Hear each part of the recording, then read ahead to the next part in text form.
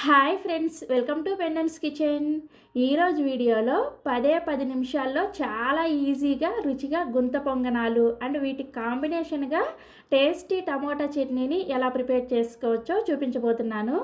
వీటిని మీరు evening snacks లాగా కూడా తయారు చేసుకోవచ్చు. పైన క్రిస్పీగా, లోపల ఇలా గుల్లగా చాలా చాలా టేస్టీగా ఉంటాయి. ఈ వీడియోని చూస్తున్న ప్రతి ఒక్కరు కూడా ఈ టేస్ట్ని అస్సలు మిస్ అవ్వకుండా ఒక్కసారైనా సరే ట్రై చేయండి. సో ఇక ఏమాత్రం ఆలస్యం చేయకుండా ఈ ఇన్స్టెంట్ గుంత పొంగనాలని అండ్ చట్నీని ఎలా ప్రిపేర్ చేసుకోవచ్చో ఈ వీడియోలోకి వెళ్ళి చూసేయండి. ఈ గుంత పొంగనాల కోసం ఫస్ట్ ఇలా ఒక గిన్నెని తీసుకొని అందులోకి పావు కప్పు వరకు బియ్యం పిండిని వేసుకోండి. నేను ఇక్కడ సూపర్ మార్కెట్స్లో ప్యాకెట్స్లో దొరుకుతుంది కదా బియ్యం పిండిని, ఆ బియ్యం పిండిని వేసుకున్నాను. మీరు కావాలంటే ఇంట్లో ప్రిపేర్ చేసిన పొడి బియ్యం పిండి అయినా సరే వేసుకోవచ్చు. నెక్స్ట్ ఇందులోకి అదే కప్పుతోటి ముప్పావు కప్పు వరకు ఉప్మా రవ్వని వేసుకోండి. దీన్నే బొంబాయి రవ్వ, సూజీ అని కూడా అంటారు. పావు కప్పు బియ్యం పిండి అండ్ ముప్పావు కప్పు ఉప్మా రవ్వ, ఇవి రెండు కలిపి మనకి ఒక కప్పు అయ్యాయి కదా. సో ఒక కప్పుకి మనం ఒక కప్పు వరకు కొద్దిగా పులిసిన పెరుగుని వేసుకోవాలి. ఇలా కొంచెం పులిసిన పెరుగు వేసుకున్నారంటే మనం ప్రిపేర్ చేసుకోబోయే ఇన్స్టెంట్ గుంత పొంగనాలు చాలా చాలా టేస్టీగా ఉంటాయి. నెక్స్ట్ ఇందులోకి మీ రుచికి సరిపడా ఉప్పుని, అలాగే ఒక మీడియం సైజ్ ఉల్లిపాయని ఇలా చిన్న చిన్న ముక్కలుగా కట్ చేసుకొని వేసుకోండి. నెక్స్ట్ 2 పచ్చిమిర్చిని కూడా ఇలా చిన్న చిన్న ముక్కలుగా కట్ చేసుకొని వేసుకోవాలి. తర్వాత ఒక రెమ్మ కరివేపాకుని ఇలా కొంచెం చిన్న ముక్కలుగా కట్ చేసుకొని వేసుకోండి. 1 ఇంచి అల్లాన్ని పైన తొక్క తీసేసి ఇలా చిన్న చిన్న ముక్కలుగా కట్ చేసుకొని వేసుకోండి. పావు కప్పు వరకు తురిమిన క్యారెట్ని వేసుకోండి. నేను ఇక్కడ మీడియం సైజులో ఉండే క్యారెట్ని ఇలా తురుముకొని వేసుకున్నాను. మీ దగ్గర ఒకవేళ సమయానికి క్యారెట్ లేకపోతే క్యారెట్ వేసుకోకపోయినా కానీ నో ప్రాబ్లం. నెక్స్ట్ ఇందులోకి సన్నగా తరిగిన కొత్తిమీర కూడా కొద్దిగా వేసుకోండి. ఇవన్నీ వేసుకున్న తర్వాత ఇందులోకి ఒక ముప్పావు కప్పు వరకు నీళ్ళని వేసుకోండి. మీరు ఏ కప్పుతో అయితే రవ్వని బియ్యం పిండిని వేసుకున్నారో అదే కప్పుతోటి ముప్పావు కప్పు వరకు నీళ్ళని వేసుకోండి. ఇంతకన్నా ఎక్కువగా వేసుకోవద్దు, ఇంతకన్నా తక్కువ కూడా వేసుకోవద్దు. ఇక్కడ నేను చెప్పిన కొలతలు మిస్ అవ్వకుండా పర్ఫెక్ట్గా వేసుకున్నారంటే మీకు గుంత పొంగనాలు అనేది చాలా పర్ఫెక్ట్గా వస్తాయి అన్నమాట. సో ఇలా ముప్పావు కప్పు నీళ్ళని వేసుకొని ఉండలు లేకుండా ఈ రవ్వని, బియ్యం పిండిని, ఈ ఉల్లిపాయ ముక్కల్ని అన్నింటిని కూడా చక్కగా విస్కర్తో కానీ గరిటతో కానీ బాగా కలుపుకోవాలి.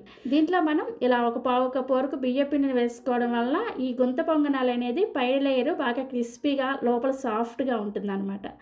సో మొత్తానికి మనం ఇవన్నీ కూడా ఉండలు లేకుండా కలుపుకున్న తర్వాత మీకు చూపిస్తున్నాను, చూసారా, మనకి పిండి కన్సిస్టెన్సీ అనేది ఈ విధంగా ఉంటుందన్నమాట. ఇప్పుడు దీని మీద మూత పెట్టేసి ఒక 5 నిమిషాల పాటు ఈ రవ్వ నానే వరకు పక్కన పెట్టుకోండి. ఈలోపు మనం ఈ గుంత పొంగనాల్లోకి టేస్టీగా టమోటా చట్నీని ఎలా ప్రిపేర్ చేసుకోవచ్చో చూపిస్తాను. ఈ టమోటా చట్నీ కోసం స్టవ్ ఆన్ చేసి ఇలా ఒక ప్యాన్ పెట్టుకొని అందులోకి 1 టేబుల్ స్పూన్ వరకు నూనె వేసుకొని వేడి చేసుకోండి. నూనె వేడైన తర్వాత ఇందులోకి జస్ట్ ఒక 10 నుంచి 15 వరకు మెంతులను వేసుకోండి. మెంతులను మరీ ఎక్కువగా వేసుకున్నారా చట్నీ టేస్ట్ అంతా కూడా మారిపోతుంది. జస్ట్ ఒక 10 నుంచి 15 వేసుకుని సరిపోతుంది. నెక్స్ట్ ఇందులోకి 1 ఇంచి అల్లాన్ని పైన తొక్క తీసేసి ఇలా చిన్న ముక్కలుగా కట్ చేసుకొని వేసుకోండి. తర్వాత ఇందులోనే మీరు తినే కారానికి తగ్గట్టుగా ఒక 5 నుంచి 6 వరకు పచ్చిమిర్చీలను కూడా ఇలా కొంచెం ముక్కలుగా కట్ చేసుకొని వేసుకోండి. వేసుకొని ఈ పచ్చిమిర్చిని, అల్లాన్ని కూడా జస్ట్ 1 నిమిషం పాటు కలుపుకుంటూ ఫ్రై చేసుకోండి. మనకి పచ్చిమిర్చి పైన చూసారా ఇలా కొంచెం తెల్ల తెల్లగా వస్తే సరిపోతుంది. ఇలా తెల్ల తెల్లగా వచ్చిన తర్వాత ఇందులోకి 3 మీడియం సైజ్ పండిన టమోటాలని ఇలా కొంచెం పెద్ద పెద్ద ముక్కలుగా కట్ చేసుకొని వేసుకోండి. టమోటా ముక్కల్ని వేసుకున్న తర్వాత ఒకసారి కలిపేసుకొని ఇందులోకి పొట్టు తీసిన 3 వెల్లుల్లి రెబ్బలను కూడా వేసుకొని కలుపుకోండి. సో ఇలా కలుపుకున్న తర్వాత మంటని లో టు మీడియం ఫ్లేమ్లో పెట్టుకొని మూత పెట్టేసి ఈ టమోటా ముక్కలు మెత్తబడేంత వరకు ఒక 3-4 నిమిషాల పాటు ఈ టమోటాని ఉడికించుకోండి. సో మొత్తానికి ఒక 4 నిమిషాల తర్వాత మూత తీసి మీకు చూపిస్తున్నాను, చూసారా, మనకి టమోటా ముక్కలు ఇలా చక్కగా మెత్తగా అయిపోయి ఉంటాయి. ఇప్పుడు వెంటనే స్టవ్ ఆఫ్ చేసేసి ఈ మిశ్రమం మొత్తాన్ని కూడా పూర్తిగా చల్లారనివ్వాలి. మనకి టమోటా మిశ్రమం అనేది పూర్తిగా చల్లారిన తర్వాత మిక్సీ జార్లోకి వేసుకొని ఇందులోనే చట్నీకి సరిపడా ఉప్పును కూడా వేసుకొని ఈ చట్నీని బాగా మెత్తగా గ్రైండ్ చేసుకోండి. ఇక్కడ నేను మీకు గ్రైండ్ చేసిన తర్వాత చూపిస్తున్నాను, చూసారా, ఇలా బాగా మెత్తగా గ్రైండ్ చేసేసుకొని ఇలా గ్రైండ్ చేసుకున్న చట్నీని ఒక గిన్నెలోకి వేసుకోండి.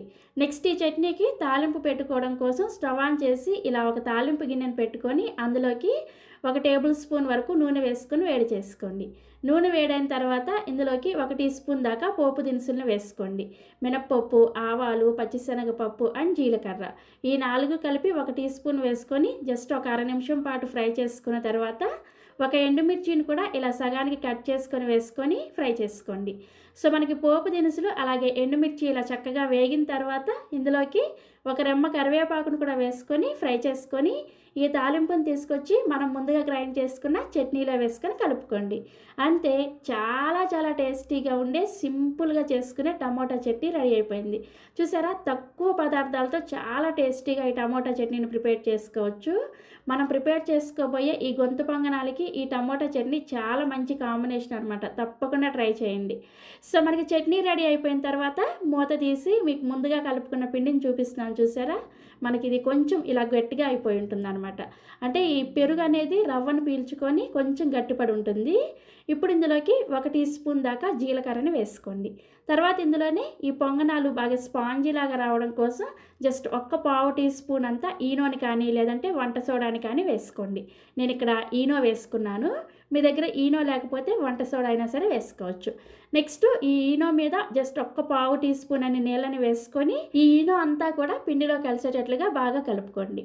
కలుపుకున్న తర్వాత మీకు పిండి కన్సిస్టెన్సీ చూపిస్తున్నాను. చూసారా, మనకి ఇలా కొంచెం గట్టిగానే ఉండాలన్నమాట. మరీ పల్చగా జారుగా ఉండకూడదు. నేను చెప్పినట్లుగా ఎగ్జాక్ట్గా 1 చుక్క ఎక్స్ట్రా నీళ్ళు కూడా వేయకుండా ప్రిపేర్ చేసుకుంటే మీకు కూడా పర్ఫెక్ట్గా ఇదే విధంగా పిండి రెడీ అవుతుంది అనమాట. సో మనకి గుంత పొంగనాలు వేసుకోవడం కోసం పిండి రెడీ అయిపోయింది. ఇప్పుడు గుంత పొంగనాల కోసం స్టవ్ ఆన్ చేసి ఇలా గుంత పొంగనాల పెనాన్ని పెట్టుకొని అందులోకి ఒక్కొక్క గుంతలోకి కొద్దిగా 1/4 టీ స్పూన్ అంత నూనెని వేసుకొని నూనె వేడైన తర్వాత మనం ప్రిపేర్ చేసుకున్న పిండి ఒక్కొక్క గుంతలోకి ఇలా సరిపడా పిండిని వేసుకొని ఇలా పిండిని వేసుకున్న తర్వాత మూత పెట్టేసి మీడియం ఫ్లేమ్లో వీటిని ఒక 2 నిమిషాల పాటు కాల్చుకున్నారంటే ఇవి ఒకవైపు చక్కగా కాలిపోతాయి. సో ఒకవైపు ఇవి చక్కగా కాలిన తర్వాత వీటిని రెండో వైపుకు కూడా తిప్పుకొని రెండో వైపు కూడా మీరు కావాలంటే కొద్దిగా నూనెని వేసుకొని ఈ గుంత పొంగనాల్ని చక్కగా కాల్చుకొని చూసారా, ఇలా చక్కగా కాల్చుకొని సర్వింగ్ ప్లేట్లోకి తీసుకోండి. ఇదే విధంగా మిగిలిన పిండితో కూడా గుంత పొంగనాలను వేసుకోండి.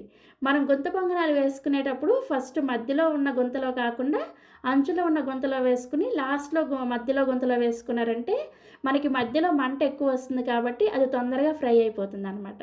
సో ఇలా చక్కగా అన్ని గుంత పొంగనాలను కూడా వేసుకొని సర్వింగ్ ప్లేట్లోకి తీసుకొని మనం ముందుగా ప్రిపేర్ చేసుకున్న ఈ టమోటా చట్నీతో సర్వ్ చేసుకోండి. చూస్తుంటేనే తినాలనిపిస్తుంది కదా, చాలా చాలా టేస్టీగా ఉంటాయి. ఇక్కడ నేను మీకు ఒక గుంత పొంగనాన్ని తుంచి చూపిస్తున్నాను. చూసారా, పైన క్రిస్పీగా లోపల గుల్లగా స్పాంజీలాగా చూస్తేనే వెంటనే చేసుకోవాలనిపిస్తుంది. నిజంగా చాలా చాలా టేస్టీగా ఉంటాయి. సో చక్కగా ఉదయం బ్రేక్ఫాస్ట్లోకైనా లేదంటే సాయంత్రం పూట ఏమైనా స్నాక్స్ తినాలనిపించినప్పుడైనా అప్పటికప్పుడు ఇలా గుంత పొంగనాలు ప్రిపేర్ చేసి టమోటా చట్నీని ప్రిపేర్ చేసుకొని ఒక్కసారి టేస్ట్ చేసి చూడండి, మీకే తెలుస్తుంది ఎంత టేస్టీగా ఉన్నాయి. సో తప్పకుండా వీటిని ట్రై చేస్తారు కదా. ట్రై చేసిన తర్వాత మీ ఫీడ్బ్యాక్ని నాతో షేర్ చేసుకోవడం అస్సలు మర్చిపోవద్దు. అలాగే మరిన్ని ఎమ్మీ అండ్ టేస్టీ రెసిపీస్ కోసం పెండెమ్స్ కిచెన్ని సబ్స్క్రైబ్ చేసుకోండి. Thank you.